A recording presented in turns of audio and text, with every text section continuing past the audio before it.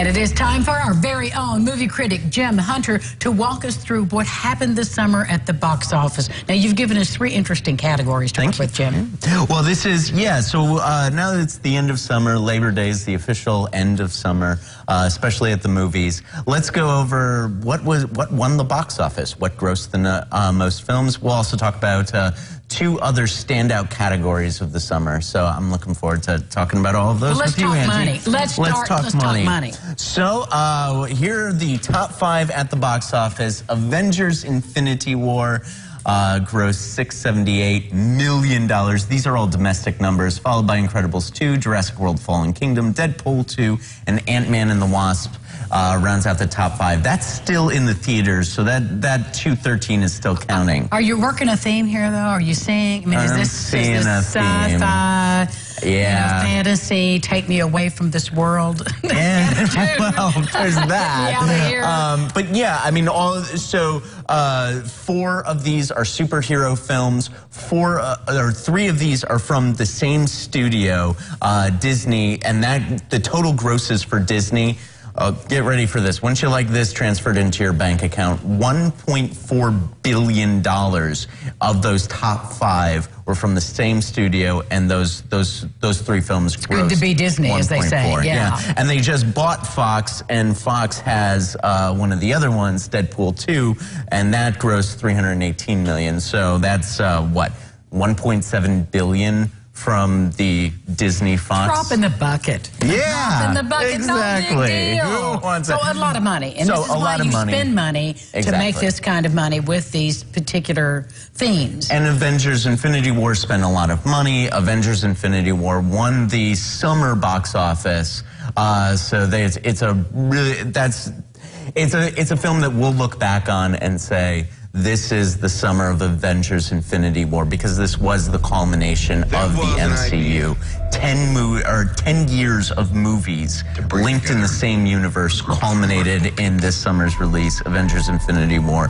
And I'm not going to give away the ending because there's still some people who haven't seen it, but it had an ending that shocked a lot of Marvel fans as well. Have I seen this yet? Don't know that you have, but I have not. I can tell you right now. You would have had to see 18 other movies in order to understand this one. So. I've seen several of the 18. So okay. Well, all right. What's our next topic then? Next topic. So this was another interesting. This was a summer that was interesting in another way. We've had 3 documentaries that grossed $10 million, and to put that in perspective, in the history of history, only 28 documentaries have ever passed the $10 million mark. Leading the way is Won't You Be My Neighbor, which is still one of my favorite movies of the year. Too. And I think yours as well. Oh, yes. Who would have ever guessed? I mean, knowing what we knew about Mr. Rogers with our children growing up and you being a kid watching him, to see this side of him that was, and it didn't surprise me how deep it was, but how courageous it was too. And well done putting it together, because a lot of footage. A lot of interviews. Yeah, there was a lot of footage, there were a lot of interviews, and it really painted a picture of both the man and the spirit of the man, which I think is a thing that we need right now. Oh, absolutely. Yeah, I mean, 3 documentaries. Mr. Rogers, Won't You Be My Neighbor led the way. RBG, 3 Identical Strangers, all grossed over $10 million at the box office. Won't You Be My Neighbor remains one of my 10 favorites of the year. Yes, we will be watching that for a time. This is the summer of the documentary. So. Yay. So it's kind of an interesting juxtaposition of all these ideas. Now, what about the women-led roles? Yes, so last year was the year of the female-led superhero movie, Wonder Woman. Yes, a lot of applause for Gal Gadot's Wonder Woman. So to my mind, the best performances of the summer and the best performances of the year have been in female-led films, specifically Hereditary, which came out at the beginning of the summer, and 8th Grade, which came out.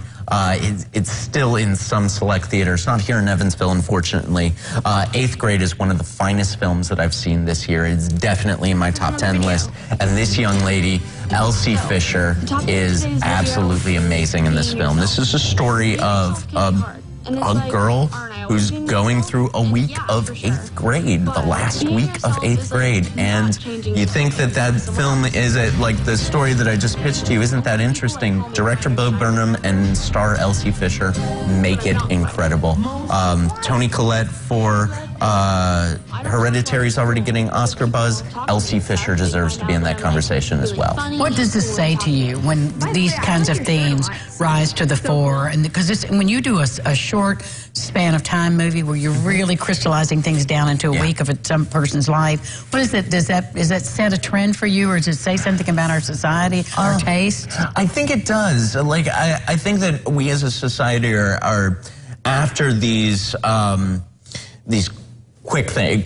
So we want it now, and we want it quickly. And 8th grade is it's picking up on those themes, and it's demonstrating those themes in this young girl's life. I also think that this is the best way to tell this story. The best way to get into this young girl's head was to tell the story of her last week in 8th grade. A week in the life. And I think that once you see the film, once everybody sees the film, this is one of the most relatable films that I've seen all year. And it's one of the most interesting films that I've seen all year. And it's one of the 2 films that I've ever seen that remind me of my own childhood. The other is Where the Wild Things Are. But this is a really unique and interesting and beautiful movie. And well, one of the things that I wrote in my email to you was female-led artistic success. The artistic success of the summer has been in female-led movies. Good to hear it. Thank you so much, Jim, for your expertise. My pleasure. We'll be back with more local lifestyles right after this. Stay with us.